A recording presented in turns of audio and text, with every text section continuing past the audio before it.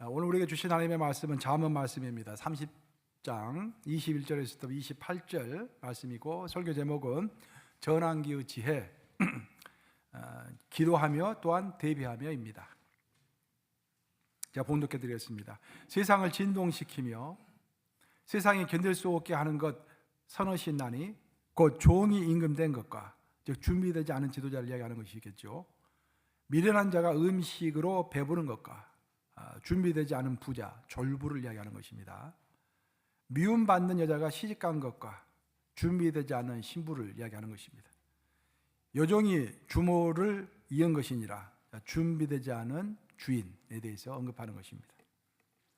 땅에 작고도 가장 지혜로운 것 넷이 있나니 곧 힘이 없는 종류로되 먹을 것을 여름에 준비하는 개미와 약한 종류로되 집을 바위 사이에 짓는 사방과, 7절과 8절 합독합니다. 시작. 임금이 없으되 다 때를 지어 나아가는 메뚜기와 손에 잡힐 만하여도 왕궁에 있는 도마뱀이니라. 살아계신 하나님의 말씀입니다. 지난주는 월요일 날 미국에서 미국 상하원 합동 회의에서 대통령 당선자를 대통령으로 인준하는 그런 시간이 있었습니다. 드디어 그래서 대통령 당선자인 도널드 트럼프가 미국의 47대 대통령으로 공식 인정을 받게 된 것입니다. 근데 놀라운 것은 그 인증 사건이 끝나자마자 트럼프 대통령이 이 소셜 네트워크를 통해서 메시지를 보냈어요. 그 메시지가 뭐냐면은 첫 일성이 그린란드와 캐나다를 미국 영토로 합치겠다, 그런 이야기를 퍼뜨린 것입니다. 우리가 어떤 큰 공직, 중요한 공직을 맡고 나서 첫 번째 내뱉는 일성은 굉장히 중요한 것입니다. 자기가 앞으로 일을 이렇게 해나가겠다라는 그런 표시가 되는 것이죠. 그래서 우리는 이 사람의 첫 일성이 뭔가라고 항상 주의를 기울이게 되는데, 그 첫 일성이 그린란드와 캐나다를 영토로 합병하겠다, 그런 말이었다라는 것입니다. 미국과 같이 넓고 풍요로운 나라가 굳이 새로운 영토가 또 필요한가라는 그런 논란의 말들이 지금 많이 있습니다. 특히 이런 다소 무리해 보이는 이런 시도가 대통령 개인의 경력을 화려하게 만들려고 하는 시도인가, 아니면 정말로 나라를 걱정해서 미국을 궁극적으로 도와주려고 하는 그런 시도인가에 대한 논쟁 또한 있는 상태에 있습니다. 쉽게 말하면 대통령이 보기에는 좋지만 곧 시들어가는 꽃과 같은 정책을 시도하는 것인지, 아니면 진실로 정말 장기적으로 이 나라가 열매를 맺는 그런 정책을 시도하고 있는 것인지 사람 사이에 설왕설래하고 있는 중입니다.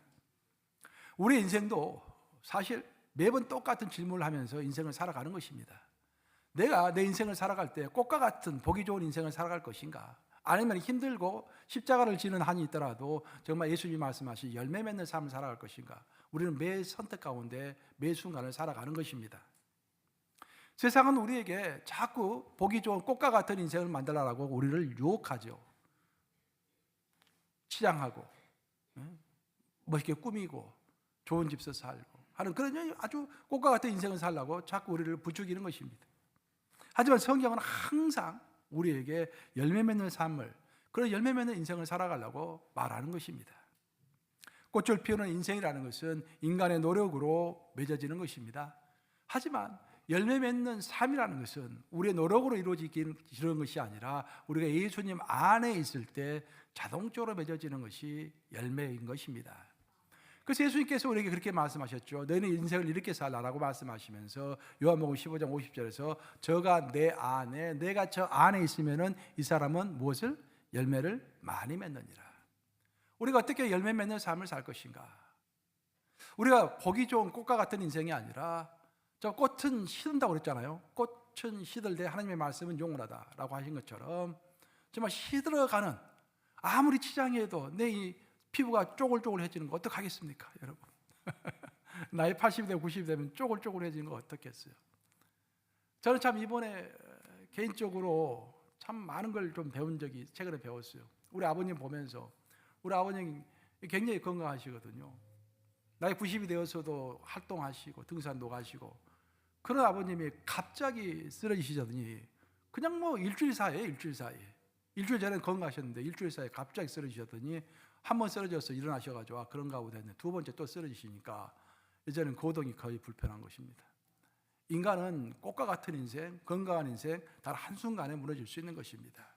그래서 예수님은 우리에게 말씀하시기를 꽃과 같은 인생을 살지 말고 항상 열매 맺는 삶을 살아라. 그 열매는 내가 노력한다 해서 되는 것이 아니라, 내가 힘쓴다고 해서, 내가 장깨를 부른다 해서 되는 것이 아니라, 묵직하게 든직하게 예수님 안에 붙어 있을 때, 내가 저가 내 안에 있으면은 이 사람은 열매를 많이 맺느니라. 그 비밀을 우리에게 가르쳐 주신 것입니다. 지금은 연초입니다. 2025년 두 번째 주일입니다. 정말 전실로 제가 여러분들에게 정말 부탁드리고 싶은 것은, 우리가 2025년 연말을 맞이했을 때 주님 안에서, 주님, 올해는 정말 열매를 많이 맺는 한 해였습니다 라고 고백할 수 있는 그런 한 해가 되시기를 우리 주님의 이름으로 축원합니다.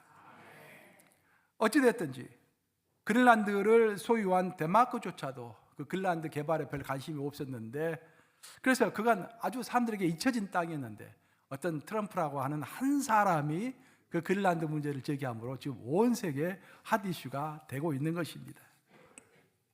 미국의 땅 중에서 가장 석유가 많이 묻혀있는 땅, 그리고 가장 많은 철강석과 가장 많은 천연가스가 묻혀있는 땅이 어딘지 아십니까? 알래스카. 와, 잘 아시네. 알래스카입니다. 원래 알래스카는 러시아 영토였죠. 그러다가 1853년에 크림 전쟁이 일어나가지고 전쟁을 3년간 치렀습니다. 러시아가 원래 러시아는 농업 국가입니다. 유럽 중에서도 후진 국가죠. 후진 국가임에도 불구하고 그 전쟁을 치르느라고 국가가 빚을 많이 진 거예요. 그 빚을 갚기 위하여 러시아 정부가 미국 정부에게 접근해가지고 먼저 접근했습니다. 너희가 알래스카를 우리가 팔 테니까 좀 너희가 사라. 그래서 그때 제시한 가격이 720만 달러였습니다. 아주 저렴한 가격으로 나왔죠. 그래서 미국 정부는 그것을 사고 싶어 했는데 미국 백성들이, 미국 국민들이 반대를 한 것입니다. 특별히 상원 의원들이, 정치인들이 많이 반대를 했어요. 미국은 아시다시피 어떤 국제 조약을 맺으면 그 조약은 반드시 상원에서 인준을 해줘야 하는 것입니다. 근데 그 비준을 받을 수가 없어서, 비준을 받지 못하면 이제 계약을 맺을 수가 없는 것이죠. 그래서 상원의 상당수 의원들은 그것에 대해서 좋지 않게 생각했고, 일반 국민들도 그 아이스박스 같은 아무 쓸모없는 땅을, 누가 살 수도 없는 땅을 왜 우리가 그걸 사느냐 하면서 다 반대했던 것입니다. 하여튼 미국 정부 입장에서 봤을 때는 그것이 일단 영토 자체가 크니까, 미국 영토 전체의 20% 이상입니다, 알래스카가. 그래서 영토가 팍 많이 늘어날 뿐만 아니라 또 이게 가격도 싸고, 또 가만히 보니까 군사적인 요충지가 될 수 있거든요, 앞으로 미래를 봤을 때. 그래서 미국 정부에서는 그것을 구입하고자 했고, 상원과 국민들은 반대했고, 그런 상태에서 드디어 표결에 붙여졌던 것입니다. 상원에서 표결을 했는데 그 결과가 놀라웠는데 딱 한 표 차이로 통과를 한 것입니다. 만약 여러분 생각해 보세요.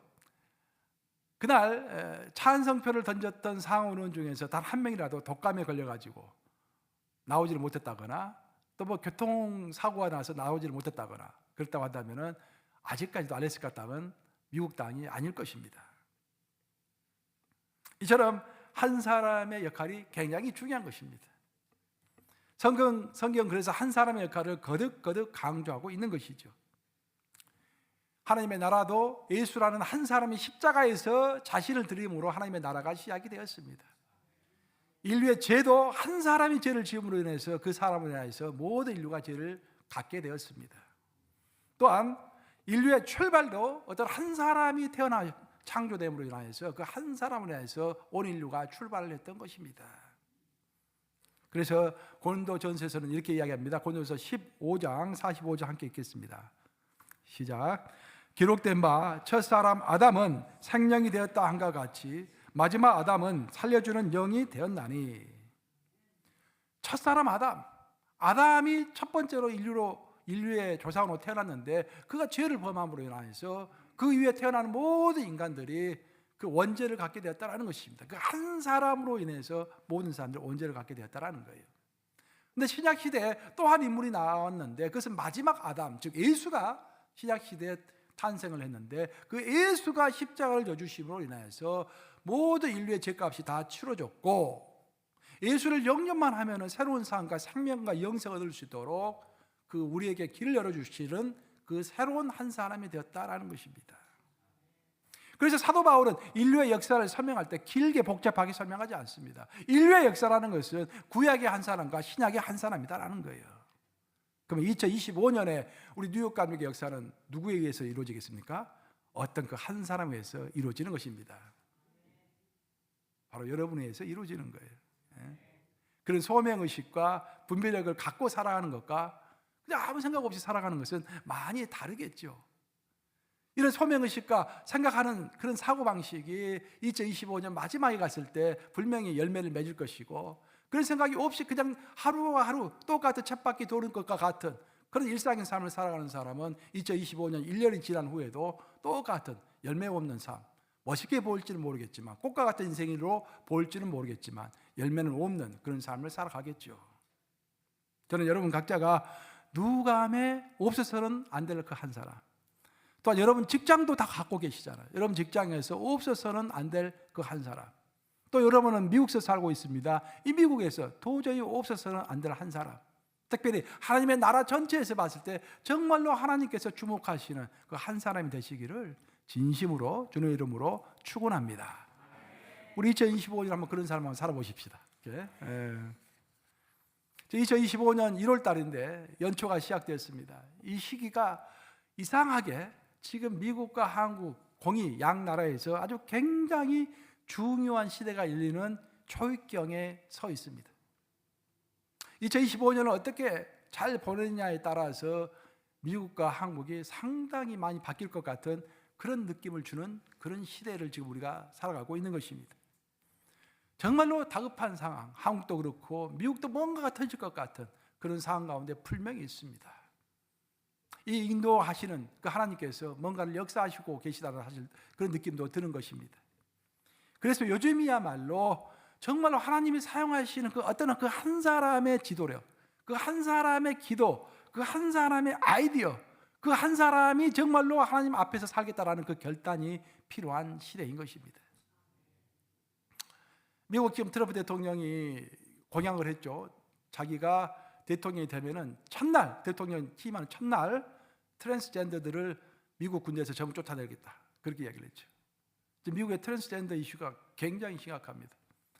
트랜스젠더가 뭐냐면 아주 쉽게 간략하게 이야기하면은 내가 오늘 딱 선언하는 거야. 나는 지금부터 여자다.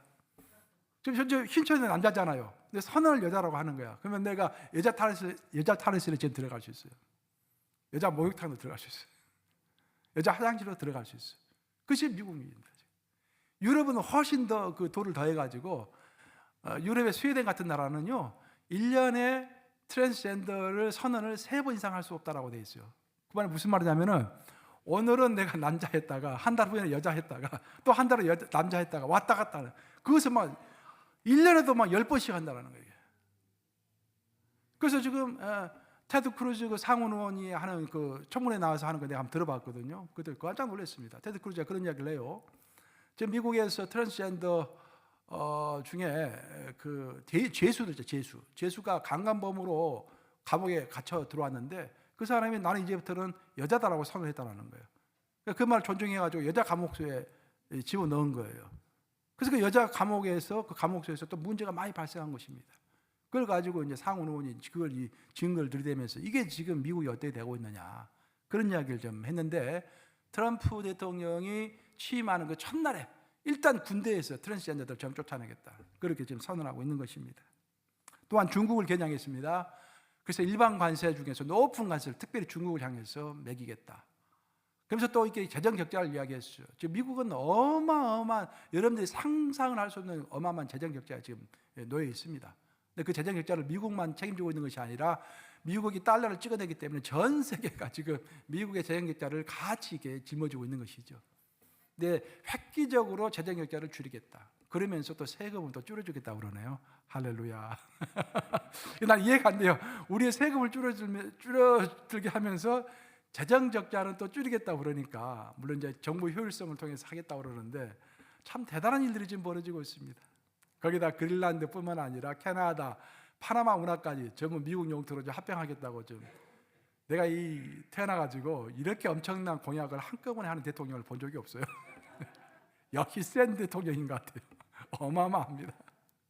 내가 지금 미국 대통령에 관한, 미국 역사와 대통령에 관한 관심도 많아가지고 이것저것 공부도 했지만 이런 적이 없었습니다. 지금 미국 역사에 뭔가 지금 일어날 것 같은 조짐입니다. 또 한국은 어떻습니까, 여러분? 지금 한국 겉으로 보면은 뭐 계엄이고 탄핵이지만 여러분들 좀 깊게 보면은요, 이건 탄핵과 계엄은 이건 이제 표면적으로 드러나는 어떤 구실이고, 실질적으로 한국 아주 밑바닥 재변에서는 지금 정치 문화와 정치 체제가 바뀌어야 하는데 그런 현상이 지금 벌어지고 있는 거예요. 지금 얼음이 깨질 때, 두꺼운 얼음이 깨질 때 한꺼번에 깨지는 것이 아니라 금이 쫙 먼저 가잖아요. 금이 간 다음에 시간이 지나면서 조금 지나면서 쫙 깨지잖아요. 금이 가 있는 상태에 있는 것입니다. 그래서 이런 상태를 나쁘게 볼 수도 있고 비관적으로 볼 수도 있지만 넓게 보고 깊게 보면은요, 이건 긍정적인 상황이라 그런 말입니다. 아픔이 없이 구체제가 무너지는 법은 없습니다. 단지 구체제가 무너질 때 제대로 무너지고, 구체제가 무너진 것뿐만 아니라 새로운 좋은 체제가 와야 하기 때문에 우리가 기도를 하는 것이지, 어떤 시련과 구체제가 무너지는 자체를 낭망할 필요는 없는 것입니다. 공이 미국이든 한국이든 지금 뭔가 큰 변화가 일어나고 있는데 바로 그때 어떤 한 사람의 역할이 결정적으로 중요한 것입니다. 정치인도 그 한 사람의 역할을 하겠지만 우리 각자가 정말 진실한 마음으로 새벽에 기도할 때 나라를 위해서 기도하고, 나라가 잘 돼야 우리가 잘 될 거 아닙니까, 여러분? 우리 기도해야 돼요. 한 사람으로서 하나님 앞에 나서서 기도해야 하는 것입니다. 성경에 따르면은 위기의 시대가 오고 전환기의 시대가 오면은 사람이 할 수 있는 것은 크게 두 가지라고 성경은 명확하게 이야기합니다. 내 개인의 삶에서도 위기가 올 수 있고 어떤 나라에 있어서도 위기가 올 수 있습니다. 그리고 이 위기가 오고 전환기의 시대가 처하면은 우리 인간이 무엇을 할 수 있을까? 첫째는 기도한다라는 거예요. 두 번째는 대비해야 한다는 것입니다. 그래서 오늘 설교 제목이 기도하며 또한 대비하며, 이 두 가지인 거예요. 두 가지. 우리가 왜 기도해야 하는가? 위기의 시기가 왔을 때 왜 기도해야 하는가? 기도는 미래를 바꾸기 때문입니다.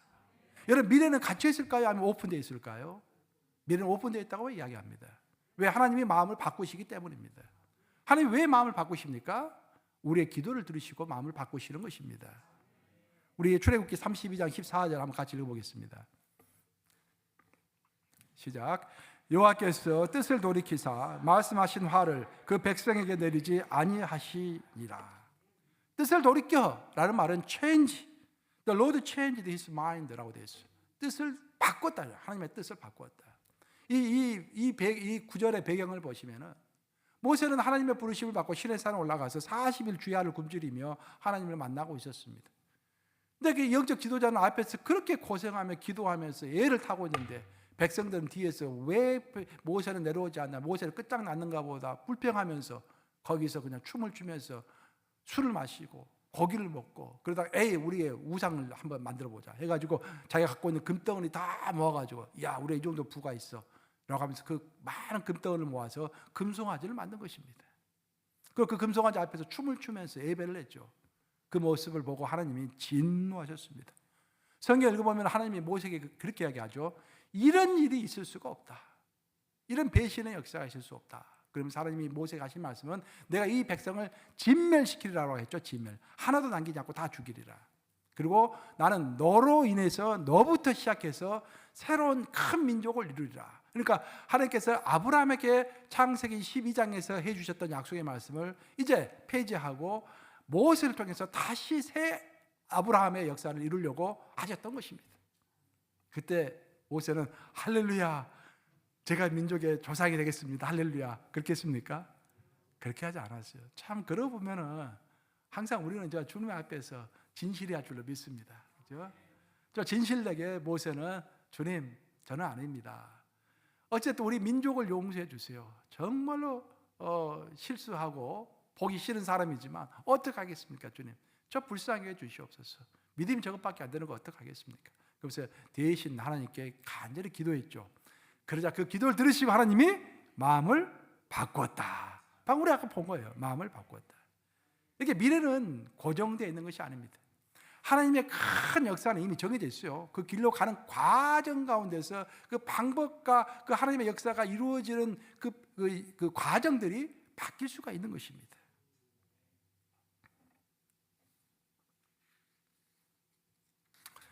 이로써 우리가 명확히 알 수 있는 것은 우리의 기도는 미래를 바꾼다는 것입니다. 그 하나님은 미래를 오픈하고 계신다라는 것입니다. 그리고 우리와 함께 하나님은 미래를 만들어가기를 원하신다라는 것입니다. 이것은 개인의 역사에서도 나라와 민족과 세계 역사도 마찬가지입니다. 하지만 성경은 전환기에 처해 있는 우리, 또 위기의 상황 가운데 있는 인간과 나라와 어떤 세계가 꼭 기도 한 가지의 길이 있는 것이 아니라 기도 외에 또 한 가지가 있는데 그것은 대비하는 것이라고 이야기합니다. 쉽게 이야기하면 어떤 때 우리는 기도해야 하지만 어떤 때는 또한 대비해야 하는 것입니다. 노아의 경우를 보면 노아는 하나님으로부터 심판의 소식을 들었죠. 내가 물로 이 세상을 멸하리라. 그때 노아는 하나님께 기도하지 않았어요. 왜 노아가 하나님께 기도하지 않았을까요? 하나님, 비가 내리지 않게 하시고 이 백성들 다 살게 해주세요. 그런 기도하지 않았습니다. 왜 그럴까요? 노아가 믿음이 없어서 그럴까요? 저는 그렇게 생각해요. 하나님의 그 결단이 너무도 강한 것을 보고서 노아가 눈치를 챈 것입니다. 이건 기도해서 될 일이 아니구나. 대신 그래서 노아는 바깥으로 나갔습니다. 백성들에게 우리가 피할 수 없는 비가 내릴 것이기 때문에 당신들 빨리 대비하고 피할 준비를 하시옵소서 라고 대비를 외쳤던 것입니다. 기도하는 대신에 대비를 외쳤던 거예요. 백성들의 반응은 싸늘했습니다. 왜? 비가 내린다고 했는데 그 당시에는 비가 내리지 않았기 때문입니다. 여러분, 옛날에는 비가 없었어요. 왜 그런지 아세요? 궁창이라는 것이 있었잖아요. 궁창. 지구와 대기 사이에는 궁창이 뭡니까? 물로, 이 지구가 온통 물로 덮여 있었어요. 이렇게 삥 둘러 있었어요. 그래서 적외선이 물을 뚫고 들어오지를 못했죠. 그래서 사람들이 오래 살았던 것입니다. 그런데 하나님께서 노아를 통해서 비를 내리실 때는 그 궁창에다가 구멍을 내셨다고 그랬죠. 그 궁창에 구멍을 내니까 그 궁창에 있는 그 어마어마한 물이 다 쏟아진 것이죠. 이 지구로. 대표적인 케이스로 에레미야를 우리는 잘 알고 있습니다. 에레미야는 이스라엘 제국의, 유다 제국의 마지막 시대에 있었던 정말 선지자죠. 선지자다운 선지자죠. 하나님께서 에레미야에게 이야기했습니다. 야, 이제 유다는 곧 멸망한다. 바빌론이 쳐들어올 것이다. 그랬더니 에레미야가, 물론 에레미야는 기도했겠죠. 하나님께, 선지자이기 때문에 하나님, 우리 백성을 불쌍하게 해주시옵소서. 모세처럼 기도했을 것입니다. 그래서 하나님의 반응은 서늘했습니다. 아니다, 이번 내 뜻은 아주 강하다. 이제 더 이상 나한테 기도하지 말고 백성들에게 전달해라.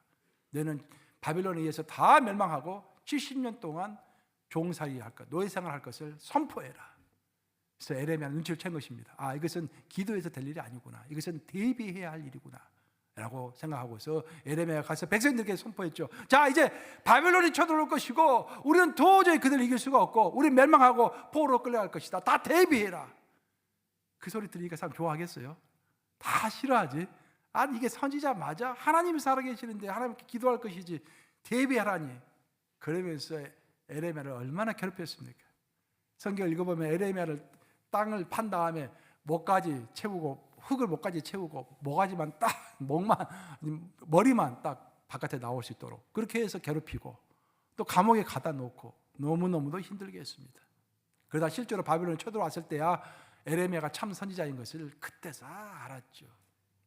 그때도 에레미야가 그렇게 선포했을 때 나머지 그 많은 선지자라고 속칭하고 그 명칭을 갖고 있는 그 많은 사람들이 다 에레미야를 반대했습니다. 에레미야는 거짓 선지자입니다. 하나님 우리를 지켜주실 것입니다. 걱정하지 마세요. 다 그 유다에 있는 그 많은 선지자들은 다 하나님이 지켜주실 거라고 이야기한 거예요. 우리 기도만 하면 됩니다라고 이야기한 거예요. 나중에 알고 봤더니 다 사기꾼들이에요. 기도만 하면 된 것이 아니었어요. 아무리 기도해도 해결될 일이 아니었어요. 하나님의 뜻이 그만큼 굳건했습니다. 그래서 그때는 기도할 것이 아니라 대비할 그런 찰나였다라는 것입니다. 종합하면은 우리가 기도해야 할 때가 있고 우리가 대비해야 할 때가 있는 것입니다. 그리고 우리 그리스도인들은 위기 상황을 맞이했을 때 이 두 가지를 항상 다 염두에 두어야 합니다. 한편으로는 심판을 향한 하나님의 뜻이 바뀔 수 있도록 간절히 기도해야겠죠. 하지만 또한 우리는 분별하면서 하나님이 작정하신 위기의 시대가 반드시 기어이 올 수도 있음을 인식하면서 대비해야 하는 것입니다. 우리가 갖고 있는 모든 위기 가운데 최대의 인간이 갖고 있는 최대의 위기는 죽음입니다. 죽음, 여러분. 누구도 피할 수 없는 위기인 것입니다. 그 죽음을 대비하는 인간이 가장 현명한 거예요. 오늘 꽃을 피우다가도 일주일 후에 여러분들 죽을 수가 있어요, 여러분들. 그래서 오늘 겸손하게 정말로 그 위기 시기를 인식하고서 대비하는 인간이 현명한 것입니다. 성경에 따르면 제3차 대전이 일어난다고 성경이 이야기하죠. 아마겟돈 전쟁을 요한계시록에서 이야기하고 있습니다. 그 요한계시록에 나오는 아마겟돈 전쟁이 있어야만이 그 이후에 천연왕국이 펼쳐지는 것입니다. 그리고 우리가 예수님의 보좌 앞에서의 백보자 심판을 피할 수가 없습니다. 그래서 성경에 너무도 명확하게 나와 있는 것입니다. 우리의 모든 행위는 행위책에 기록된다고 그랬습니다. 우리의 구원 여부는 생명책에 기록되어 있다고 했습니다. 내가 아무리 마음에 확증을 갖고 내가 주장을 한다고 할지라도 생명책에 내 이름이 없으면 정말로 난처한 것입니다. 그래서 우리가 모든 위기 중에서 가장 큰 위기는 마지막 시대, 내 인생의 마지막 시대 위기인 것을 생각하면서 그 마지막 때를 준비하는, 대비하는 그런 우리가 되시기를 우리 주님의 이름으로 간절히 축원합니다. 오늘 본문은 그래서 대비에 관한 이야기를 하는 것입니다. 대비를 이야기하면서 지혜를 이야기하는 거예요. 그래서 오늘 잠언 30장인데 잠언이 31장으로 구성되어 있죠. 30장 아주 그 말기에 나와 있는, 마지막 부분에 나와 있는 그런 귀한 이야기입니다. 30장 24절에서 28절 한번 같이 읽어보겠습니다. 시작. 땅에 작고도 가장 지혜로운 건 넷이 있나니 곧 힘이 없는 종류로되 먹을 것을 여름에 준비하는 개미와 약한 종류로되 집을 바위 사이에 짓는 사방과 임금이 없으되 다 때를 지어 나아가는 메뚜기와 손에 잡힐만 하여도 왕궁에 있는 도마뱀이니라. 이 땅에는 크고 위대한 그런 짐승도 있지만 어떤 것들 굉장히 작고 보잘것도 없는 짐승이 있는데 아주 보잘것 없고 작고 힘도 없지만 굉장히 현명한 것이 네 가지가 있다는 거예요. 그래서 언급하는데 첫째가 바로 개미를 언급합니다. 개미는 여름이 되면은 겨울에 식량을 거둘 수 없다는 것을 미리 알고서 여름에 겨울을 미리 대비하는 것입니다. 그래서 현명하다고 성경은 이야기하고 있어요. 지금 또 사반을 이야기합니다. 사반은 바위 틈에다가 집을 짓습니다. 아니 왜 굳이 복잡하게 바위 틈에다가 집을 지을까? 왜냐하면 적이 자기를 공격할 것을 미리 대비하는 것입니다. 또 메뚜기를 이야기합니다. 메뚜기는 어딜 갈 때 꼭 때를 지어서 가는 거예요. 왜 그럴까? 갑자기 자기에게 자기를 공격할 수 있는 적을 대비해서 미리 대비해서 때를 지어서 날아가는 것입니다. 도마뱀도 마찬가지예요. 왕궁에 가면 왕궁은 건물이 크기 때문에 벽이 두껍죠. 그 두꺼운 벽 속으로 들어간다는 거예요. 그러니까 벽 안에다가 자신의 은신처를 마련해 놓는다 그런 말입니다. 그래서 적들이 자기를 잡을 수 있는 것을 미리 대비한다라는 것입니다. 이 네 가지의 짐승의 공통된 점은 뭡니까? 미리 대비한다라는 거예요. 그것을 지혜라고 이야기하죠. 그것을 지혜라고 하는 거예요. 여러분들이 아무리 정치 시사를 아주 유창하게 이야기하고 철학을 유창하게 이야기하고 뭐 정치 경제 문화를 유창하게 이야기한다고 할지라도 만약 여러분이 마지막 여러분의 순간을 지금 대비하지 못하고 있다고 한다면 여러분은 어리석은 사람인 것입니다. 반면에 내가 세상에서는 어수룩하고 사람들 모였을 때 말주변이 없어가지고 말도 제대로 못하고 뭐 배운 것도 별로 없다고 할지라도 하나님의 말씀을 100% 믿고 마지막 백보자 심판을 준비하며 오늘도 정말 십자가 지면서 보람되게 열매 맺는 삶을 살기로 맹세를 하고 몸부림치는 삶을 살고 있다고 한다면 여러분은 현명한 자인 것입니다. 현명할 것입니까? 우둔할 것입니까? 현명하겠죠. 이로써 우리는 하나님이 말씀하시는 지혜가 무엇인지를 명확하게 알 수 있는 것입니다. 성경이 말하는 지혜는 미래의 어려운 시기를 미리 대비하는 것입니다. 우리가 위기의 시대를 대비할 때 우리는 기도 가운데서 대비해야 합니다. 왜냐하면 기도가 우리의 영적 무기이기 때문입니다. 사도행전 12장을 보시면은 헤롯 왕이 이제 백성들을 괴롭히는데 특별히 이제 크리스천들을 괴롭혀요. 그래서 예수를 믿는 자들을 괴롭히면서 야고보 사도를 먼저 죽였습니다. 요한의 형제 야고보를 먼저 죽이고 그 다음에 예수쟁이들의 우두머리가 되었던 베드로를 감옥에 가뒀습니다. 그를 사형에 처하려고 했던 것입니다. 바로 그때 성도들이 어떤 행동을 취했는데 그 사도행전 12장이 나오죠. 12장 5절 한번 같이 읽어보겠습니다. 시작. 이에 베드로는 옥에 갇혔고 교회는 그를 위하여 간절히 하나님께 기도하더라. 영어 성경이 이렇게 표현되어 있습니다. So Peter was kept in prison, but이라는 단어가 중요해요. But the church was earnestly praying to God for him. 근데 영어 우리 한국어 번역에는 but 그러나라는 말이 명확하게 표현되어 있지 않는데 영어는 but이라는 단어가 굉장히 중요하게 언급됩니다. 그게 무슨 말이냐면 교회는 핍박을 당하고 교회 리더는 감옥에 갇혀있지만 그러나 교회에게는 한 방이 있었다라는 것입니다. 그 말 많이 쓰죠. 한 방이 있다라는 말 쓰죠. 나 함부로 무시하지만 나 한 방 있어. 그렇죠? 그 한 방을 항상 갖고 있어야 하는 거예요. 그게 바기닝 파워, 협상 파워가 있는 것입니다. 자기가 갖고 있는 무기를 한꺼번에 다 써버리면은 그 사람 그때부터는 뭐 아주 그 사람들에게 무시를 당할 수밖에 없는 거예요. 숨기고 있는 뭐가 한 방이 다 있어야 하는 거예요. 근데 기독교는 우리 모든 기독인에게는 한 방이 있는 것입니다. 그게 뭘까요? 기도. 말로만 하는 기도가 아니라 정말 몸으로 하는 기도. 그냥 논리적인 기도가 아니라 이념적인, 그러니까 뭐 이성적으로 생각하는 그런 기도가 아니라 체험하는 기도, 그런 기도가 있어야 한다, 그런 말이에요. 우리의 미래는 정해진 것이 아니고 일방적으로 만들어가는 것도 아니고 오로지 기도를 통해서 하나님과 함께 만들어가는 것입니다. 그래서 초대교회 성도들이 낙망하지 않았어요. 아무리 괴롭혀도 낙망하지 않았습니다. 우리에게 한 방이 있지 않느냐, 그 기도함으로 모든 문제를 해결하자라고 기도했을 때 감옥문이 스르륵 하고 열리는 놀라운 역사가 일어났던 것입니다. 그래서 우리가 환난의 시기 때 기도할 때는요, 항상 모든 가능성을 열어두고서 기도해야 합니다. 이 말 여러분 잘 들어보세요.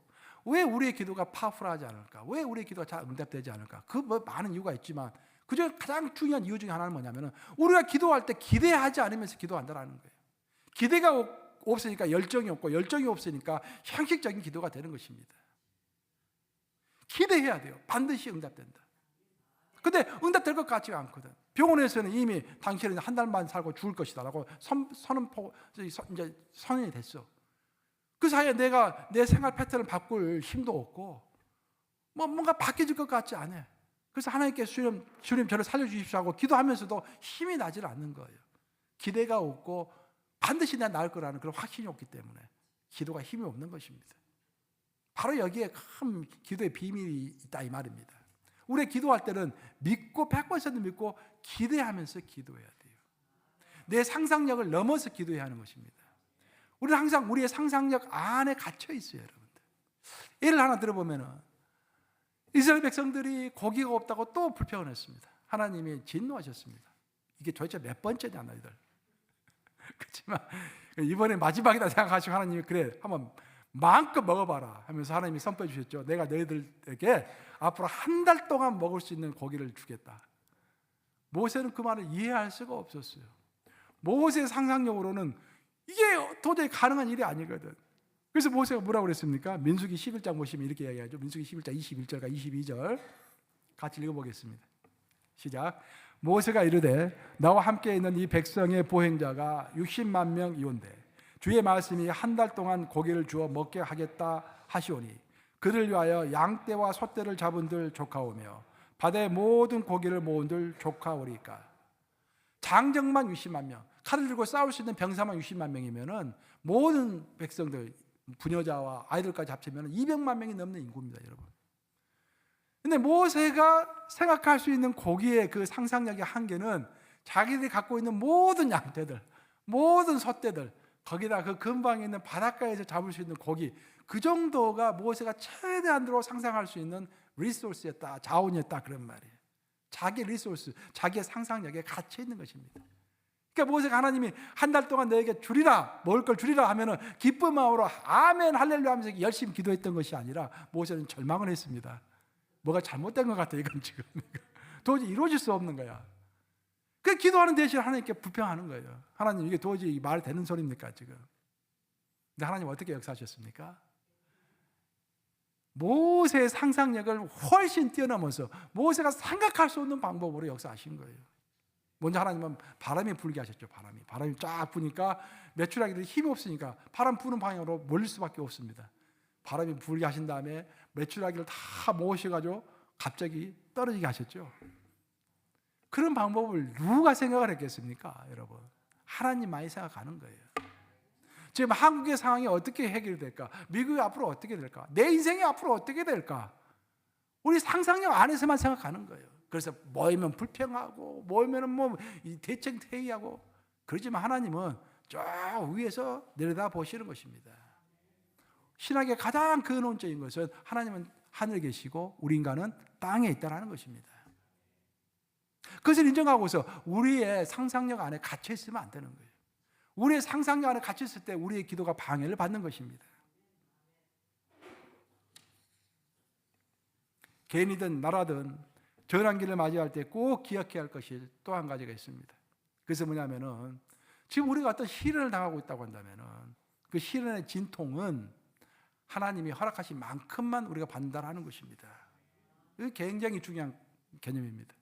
아무리 힘이 들어도 여러분들이 아셔야 할 것은 뭐냐면은 여러분들이 하나님의 자녀이기 때문에 여러분의 그 진통과 고난을 하나님이 알고 계실 뿐만 아니라 여러분이 감당할 만큼만 주시는 거예요. 고린도전서 10장 13절 같이 읽어보겠습니다. 시작. 사람이 감당할 시험 밖에는 내가 당한 것이 없나니 오직 하나님을 믿으사 내가 감당하지 못할 시험 당함을 허락하지 아니하시고 시험 당할 즈음에 또한 피할 길을 내사 너희를 능히 감당하게 하시느니라. 감당할 만큼만 주시는 것입니다. 감당하실 만큼만. 우리에게 당한 시련은 우리가 감당할 수 있기 때문에 또 감당해야 하기 때문에 이 정도는 감당해야만이 영적 성장이 이루어지기 때문에 하나님 딱 그만큼만 우리에게 주시는 거예요. 그러니까 시련을 딱 당하면 내가 이만큼 받을 만한 그릇인가 보다. 그래서 이걸 주셨구나 라고 생각하는 여러분들 되시기를 주님의 이름으로 축원합니다. 옛날 이야기를 읽어보면 이런 이야기가 있어요. 저기 아일랜드에 영국에 있는 영국 옆에 있는 아일랜드에서 큰 부자가 하나 있었는데 소떼를 키우고 있었습니다. 그 아일랜드 그 초원이 좋잖아요. 소들이 아주 이렇게 우람하게 이렇게 자라 있어요. 제가 이번에 우리 성지순례 유럽의 종교계 성지순례 갔을 때 알프스 갔었잖아요. 중간에 알프스 가서 깜짝 놀랐어요. 알프스 산 바로 밑에 마을을 한 2시간 동안 쭉 걸었거든요. 아침에 새벽에 일어나서 거기는 소를 많이 키우고 있더라고요. 전부 다 그 방울을 달고 있어요, 소들이. 근데 거기 있는 소들은요, 우리가 흔히 보는 소의 거의 한 1.5배 정도, 1.5배 정도 돼요. 살이 이렇게 쪘어요. 이렇게 어마어마해요, 어마어마. 좋은 풀을 먹고 좋은 공기 가운데 있어서 그런지 몰라도 이 소들이 어마어마하더라고요. 근데 그런 어마어마한 소들을 이렇게 팔기 위해서 이제 큰 배를 빌려가지고 그 배에다가 이제 소를 실었습니다. 그리고 이제 항해를 했어요. 바다를 한참 가다가 육지에 이제 가까워졌는데 그때 갑자기 배가 크게 흔들렸습니다. 흔들리고 그 많은 소 중에서 2마리가 바다에 빠져버린 거예요. 그래서 그 주인은 빨리 그를 건져내야 할 텐데 소가 어마어마하게 무겁잖아요. 어떻게 건져낼 수 있겠어요? 이거 어떻게 하나 완전부전하고 있는데 이것 봐라. 봤더니 그 소 2마리가 그 무거운 소 2마리가 물에 붕 뜨는 거예요. 그 헤엄을 치기 시작하는 것입니다. 주인은 미처 그것을 알지 못했어요. 와, 이것 봐라. 그래서 배를 그 옆에 붙이고 그 소들을 인도해가지고 육지에 한 2시간 동안 이렇게 헤엄을 쳐서 육지에 도착을 합니다. 그 소 2마리를 이제 바다에서 빼내가지고 무슨 몸에 이상이 없는가를 쭉 살펴보게 되었어요. 그때 주인은 놀라운 사실을 발견하게 됩니다. 아니 평상시에 소 표피에 그 소 가죽에 찐득이하고 기생충들이 많이 붙어 있는데 그것이 하나도 없이 다 제거돼 버린 거예요. 2시간 동안 바다 염분 안에 있었기 때문에 바다 염분이 그 찐득이와 기생충을 다 없애버린 것입니다. 저는 이 이야기를 읽고서 이것이 바로 우리의 전환기의 신앙이다라는 생각이 들었습니다. 시련의 바다에 우리는 빠지는 거예요. 전환기다라는 것은 시련의 바다 속에 나라가 됐든지 개인이 됐든지 빠지는 것입니다. 우리는 그 바다 가운데 시련의 바다 가운데 빠져가지고 허우적거리고 있는데 결국 시간이 지나고 돌아봤더니 내 가운데 있었던 영적 찐득이들, 내 영과 혼에 붙어 있었던 영적 기생충들, 두려워하는 것, 나약한 것, 신앙의 게으름, 그런 것들이 다 없어져 버린 거예요. 무슨 말씀 이해가 되세요, 여러분들? 바다와 같은 시련의 그 구렁텅이 안에서 우리가 한참을 헤매다가 나와 봤더니 내 안에 붙어 있었던 영적 쓰레기들이 다 없어져 버린 것입니다. 그것이 바로 전환기의 신앙인 것입니다. 그런 말이 있죠. No cross, no crown. 십자가의 고난이 없이는 순결한 면류관을 갈 수 없다라는 그런 말입니다. 우리가 고난 가운데 있고 어떤 위기 가운데 있고 새로운 시대를 맞이할 때 그 안에서 힘들 때 힘들게 헤엄치고 막 헤쳐나오려고 하는데 그런 가정 가운데서 우리는 크라운, 순전한, 정말 온전한 그런 멸류관을 갈 수 있는 기회를 얻게 되는 것입니다. 그래서 우리에게 위기가 왔을 때는 영적인 사람에게는 그것이 기회가 또한 될 수 있는 것입니다. 정금처럼 나올 수 있는 하나의 과정이 우리에게 주어지는 것입니다. 말씀을 마무리합니다. 전환기 혹은 위기의 시대를 맞이하는 개인과 나라는 첫째는 기도해야 합니다. 둘째는 대비해야 합니다. 셋째는 두려워하기보다는 하나님이 내가 감당할 만큼만 시련을 주신다고 했으니 이 시련도 내가 능히 감당할 수 있을 것이다 라는 자신감을 가져야 합니다. 네 번째로 그렇게 전진해 갈 때 내 영과 혼에 붙어 있었던 영적인 찐득이들, 영적인 기생충들, 영적인 쓰레기들 다 녹아 없어질 것이다 라는 그런 기대감으로 나아가야 할 줄로 믿습니다. 그래서 2025년 12월 달이 됐을 때 정말 올해는 꽃보다는 열매를 많이 맺는 한 해였다라고 서로 축하하고 서로 기뻐하는 그런 날이 오기를 우리 주님의 이름으로 축원합니다. 기도하셨습니다.